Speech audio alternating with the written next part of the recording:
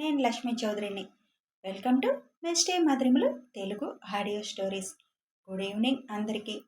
ఇక హృదయదాత్రి పార్ట్ 19తో మీ ముందుకు వచ్చేసాను. కథలోకి వెళ్లే ముందు వీడియోకి లైక్స్ హైప్స్ ఇవ్వడం మర్చిపోకండి యార్. మీరు ఇచ్చే లైక్స్ హైప్స్ మాకెంతో ఉపయోగపరం. ఇక ఆలస్యం చేయకుండా కథలోకి వెళ్ళిపోదాం. హాస్పిటల్లో ఉన్న భువి ఫోను లేక పర్సు లేక ఏం చేయాలా అని ఆలోచిస్తుంది. దేవ్ గారికి ఫోన్ చేసి ఫోన్ గురించి చెప్దామంటే తిడతారని భయం వేస్తుంది. సంజు ఫోన్ నెంబర్ గుర్తులేదు. ఇంటికి చేద్దామా అని అనుకుంటుంది భువి.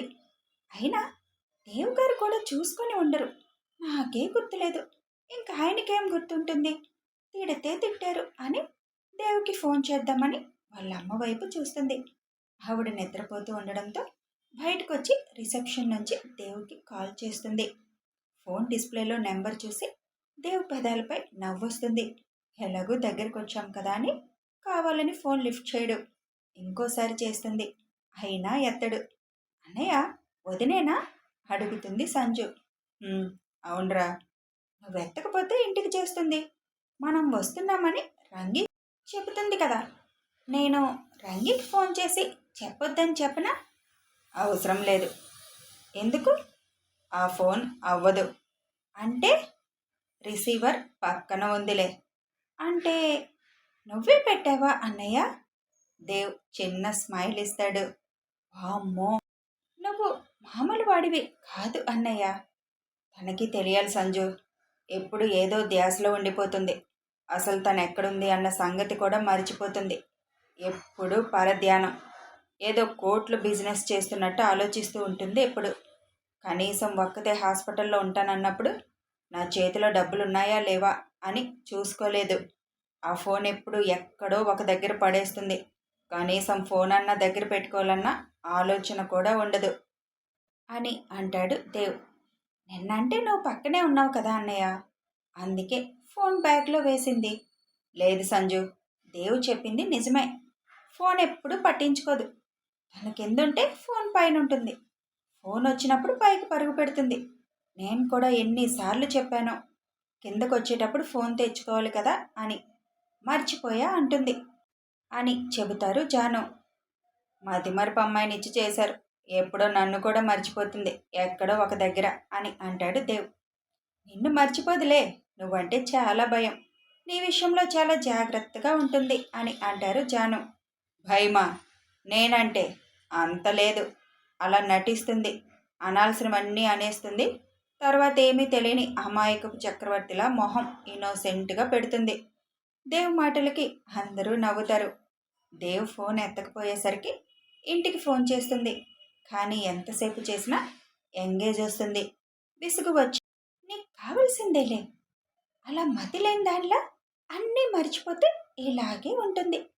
దేవ్ ఫోన్ ఎత్తకపోయేసరికి భువి ఆలోచనలు దేవ్ గెస్ట్ హౌస్కి వెళ్ళాడనే దగ్గర ఆగుతాయి.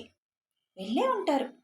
మధ్యాహ్నం ఫోన్ చేసింది కదా, టక్కులాడి అలవాటైన ప్రాణం వెళ్లకుండా ఆగలేరు కదా. కానీ నాకు బాధగా ఉంది దేవ్ గారు అని అనుకుంటూ ఉండగానే డోర్ తీసుకొని లోపలికి వస్తున్న వాళ్ళని చూసి ఆనందంతో చూస్తుంది. భువి కళ్ళల్లో మెరుపు చూసి దేవ్ మనసులోనే నవ్వుకుంటాడు. భువి మళ్ళీ రాంగ్ థింకింగ్.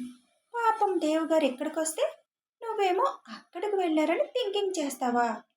ఒక్క దేవ్ గారి విషయంలోనే రాంగ్ థింకింగ్. ఆ టక్కులాడి గురించి అనుకున్నది రాంగ్ కాదు అని అనుకుంటూ లోపలికి వచ్చిన జాను గారిని చుట్టేస్తుంది. అమ్మమ్మ ఎలా ఉన్నావు అని అంటూ అడుగుతుంది. నువ్వేమన్నా నెల రోజులు చూడలేదా ఏంటి?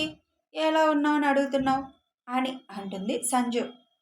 2 రోజులు అయిపోయింది కదా సంజు అంటుంది భూవి. నీకెలాగో అడగడం రాదు. నా మనవరాలు ప్రేమగా అడుగుతుంటే నీకెందుకే కుళ్ళు అని అంటారు జాను గారు.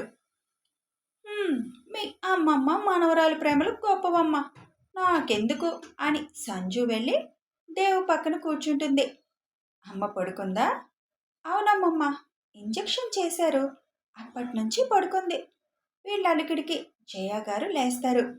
అమ్మా లేచావా అని జాగ్రత్తగా పట్టుకొని బెడ్ కానుకొని కూర్చునేలా కూర్చోపెట్టింది భూమి. ఎవరు అన్నట్టు పెద్దవాళ్ళ వైపు చూస్తుంది జయ. వాళ్ళమ్మ సందేహం తీర్చేలా, అమ్మా, దేవుగారు నానమ్మ, తాతయ్య అని పరిచయం చేస్తుంది. జయ గారు ఇద్దరికి నమస్కారం చేస్తుంది. ఇప్పుడు నొప్పేమి లేదు కదమ్మా అని అడుగుతారు రఘు గారు. ఏమీ లేదు అని చిన్నగా చెబుతుంది. వదినా, నీకు డ్రెస్ తెచ్చాను, వెళ్ళి ఫ్రెష్ అయ్యిరా అని అంటుంది సంజు. అబ్బా, థ్యాంక్స్ సంజు, ఈ డ్రెస్ చాలా హెవీగా అనిపిస్తుంది.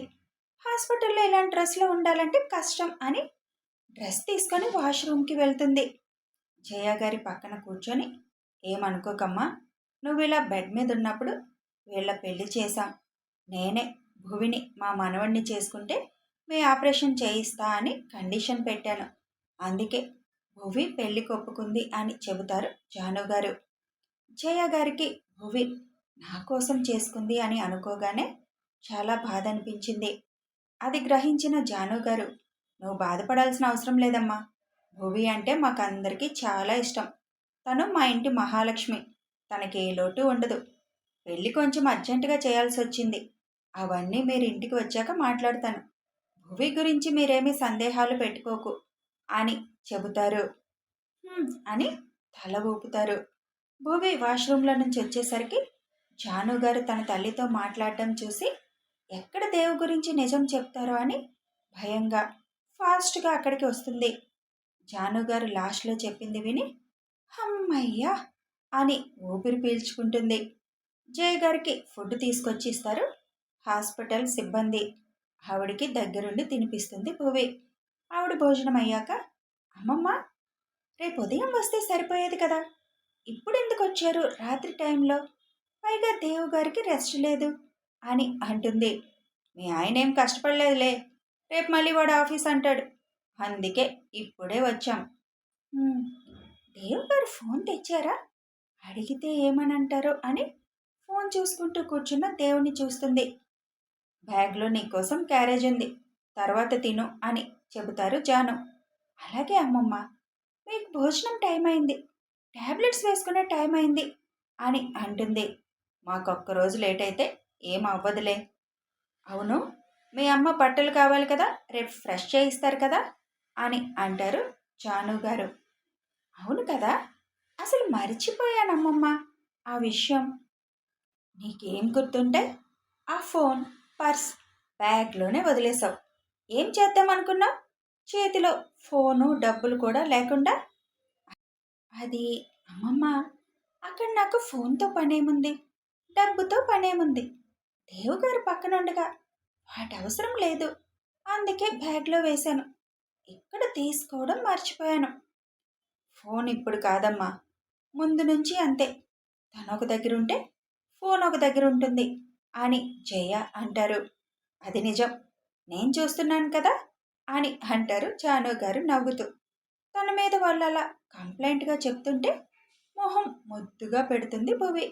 అది చూసిన దేవ్, ఇది నాకు తెలిసి పొద్దున్నుంచి ఆ ఇన్నోసెంట్ ఫేస్తో నన్నేదో చేసేలాగే ఉంది, ఇక్కడుంటే కంట్రోల్ అవ్వడం కష్టం అనుకుని లేచి బయటికి వెళ్ళబోతాడు.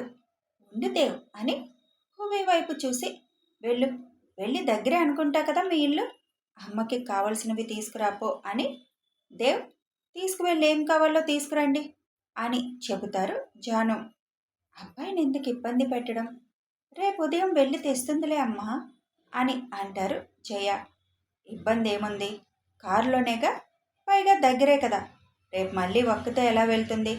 వెళ్ళు భూవి, వెళ్ళి తీసుకురా అంటారు జాను. దేవు లేచి బయటకు వెళ్తే దేవు వెనక అడుగులు వేస్తూ అమ్మమ్మకి చెప్పాలి, అమ్మకి ఏమీ చెప్పొద్దని అనుకుని, అమ్మమ్మ ఒకసారి ఇలా రండి అని పిలుస్తుంది. ఏంటి అని జాను గారు భువి దగ్గరికి రాగానే, అమ్మమ్మ, దేవు గారి గురించి అప్పుడే ఏం చెప్పొద్దు అమ్మకి, పెళ్ళయిందని చెప్పారు కదా, అది చాలు అని అంటుంది. అలాగే చెప్పంలే అంటారు జాను. దేవ్ కూడా భువి చెప్పింది విని బయటికి వెళ్తాడు. దేవ్ వెనక వెళ్తుంది. కారులో కూడా ఏం మాట్లాడలేదు దేవ్. దేవ్ గారు సారీ అంటుంది. ఎందుకు? అది ఫోన్ మర్చిపోయాను, అమ్మకి స్పృహ వచ్చిందన్న ఆనందంలో అని అంటుంది. మర్చిపోయావు సరే, కనీసం ఎప్పటికి గుర్తొచ్చింది? అది మీరు వెళ్ళగానే నేను లోపలికి వెళ్తూ అమ్మకి ఏదన్నా జ్యూస్ తీసుకుందామని చూస్తే పర్స్ లేదు. మీకు ఫోన్ చేద్దాము అంటే తిడతారని భయం వేసింది. సంజు నెంబరేమో గుర్తులేదు. అయినా మీకు గుర్తుంది కదా, మీరైనా ఇచ్చి వెళ్ళొచ్చు కదా అని అంటుంది. తమరికి ఎప్పటికి గుర్తొస్తుందో చూద్దామని ఇవ్వలేదు. ఇందాక నేను ఫోన్ చేశాను, మీరు ఎత్తలేదు అంటుంది అలకగా. దగ్గరికి వచ్చాను కదా అందుకే ఎత్తలేదు అని భూమి వాళ్ళ ఇల్లు రావడంతో కారు ఆపుతాడు. భూమి దిగి వెళ్తూ వెనక్కి తిరిగి చూస్తుంది. దేవు కారు దిగడంతో కిందన అరుణ దగ్గర తాళాలు తీసుకోవడానికి వెళ్తుంది. అమ్మ భువి, అమ్మకి స్పృహ వచ్చిందంట కదా, చాలా సంతోషంగా ఉంది, రేపు వస్తాను అని అంటారు. సరే ఆంటీ, తాళాలు ఇవ్వరా, అమ్మ బట్టలు తీసుకువెళ్తాను, నిన్న మొత్తం శుభ్రం చేయించాను అని తాళాలు ఇస్తూ చెబుతారు అరుణ. థ్యాంక్స్ ఆంటీ, తాళాలు నేను నా దగ్గర ఉంచుకుంటాను అని దేవుగారు వెయిట్ చేస్తున్నారు, వెళ్తానా ఆంటీ అని పైకి వెళ్తుంది. అప్పటికే దేవ్ పైన ఉంటాడు. తాళాలు తీసి లోపలికి వెళ్తుంది భువి. భువి వెనకే వెళ్తాడు. దేవుగారు, ఒక్క 5 నిమిషాలు వచ్చేస్తాను అని అంటూ బెడ్రూమ్లోకి వెళ్ళి వాళ్ళ అమ్మకి కావలసిన థింగ్స్ అన్నీ తీసుకొని తనవి కూడా 2 డ్రెస్సులు తీసుకొని బ్యాగ్లో పెడుతుంది. బ్యాగ్ తీసుకొని బయటకు వచ్చేసరికి దేవ్ హాల్ కబోర్డ్లో ఉన్న భువి చిన్నప్పటి ఫోటో చూస్తూ ఉంటాడు. భువి అక్కడికి వచ్చి అది చూసి, మా నాన్నతో లాస్ట్ సారి దిగిన ఫోటో దేవుగారు అది అని చెబుతూ, అలా చెప్పేటప్పుడు భువి కళ్ళల్లో నీళ్ళు వస్తాయి. నేను ఆ రోజు ఐస్ క్రీమ్ అడగకుండా ఉంటుంటే నాన్న మాతోనే ఉండేవారేమో, నా వల్లే నాన్న చనిపోయారేమో అని అప్పుడప్పుడు నాకు అనిపిస్తుంది అని అంటుంది. భువి కళ్ళు తుడుస్తూ, టైం వస్తే ఎలా అయినా అది ఫేస్ చేయాలి, ఆయన టైం అంతవరకే, దానికి నువ్వెలా బాధ్యురాలు అవుతావు, దాత్రి ఈ ఇల్లు ఖాళీ చేసేస్తే పోతుంది కదా అని అంటాడు దేవ్.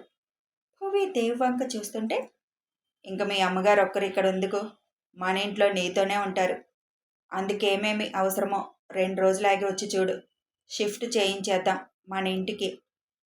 కానీ అమ్మ ఒప్పుకోదు దేవుగారు. ఇన్ని మాటలు చెప్తావు కదా, మీ అమ్మని ఒప్పించలేవా అంటాడు. నేనేం ఎక్కువ మాట్లాడను దేవుగారు అని అలకగా మొహం పెడుతుంది. భూమి అలా మొహం పెట్టగానే ముద్దుగా అనిపించి పొద్దున్నుంచి కంట్రోల్లో ఉన్న దేవ్ ఇంకా ఆగలేక భువి నడుం చుట్టూ చేయి వేసి దగ్గరికి లాక్కుంటాడు. దేవ్ అలా చేయగానే కళ్ళు పెద్దవి చేసి చూస్తుంది. ఆ కళ్ళల్లో దేవు చూపు చిక్కుకుంది. భువి దేవు చూపులు తాళలేక రెప్పలు కిందకి వాల్చేస్తుంది. భువి కళ్ళు వాల్చగానే అదురుతున్న భువి పెదవులపై దేవు చూపు పడుతుంది. దాత్రి అని మృదు మధురంగా పిలుస్తాడు. దేవు పిలిచే ఆ పిలుపుకి భువి దేవుకి దాసోహం అయ్యింది. నువ్వసలే పొద్దున్నుంచి నన్ను టెంప్ట్ చేసేలా చేస్తున్నావు, ఇలా అలకగా పెడితే నేను కంట్రోల్ అవ్వడం చాలా కష్టం, ఏదన్నా జరిగాక నువ్వు నన్ను అంటే ఊరుకోను అని చాలా మోకింగ్ వాయిస్తో చెబుతాడు. భువి ఆ మాటకి ఆశ్చర్యంతో కళ్ళు పెద్దవి చేసుకొని చూస్తుంటే, ఇదిగో ఈ చూపే నన్ను నీ వైపు లాగేస్తుంది, ఇంకా నా వల్ల కాదు అంటూ భువి పెదాలు అందుకుంటాడు. కథ కొనసాగుతుంది. మరి మా దేవుని మీరు అందరూ జడ్జి చేసేస్తున్నారు కదా, ముందు ముందు మా దేవ్ ఎందుకు అసలు అలా మారాడో, ఎవరి వల్ల మారాడో తెలిసాక మీరే పెద్ద ఫ్యాన్ అయిపోతారు దేవికి. ఇక ఈ వీడియో నచ్చితే లైక్ చేయండి, షేర్ చేయండి, కామెంట్స్ రూపంలో మీ అభిప్రాయం తెలపండి, సబ్స్క్రైబ్ చేసుకొని సపోర్ట్ చేయండి. Thanks for watching and listening.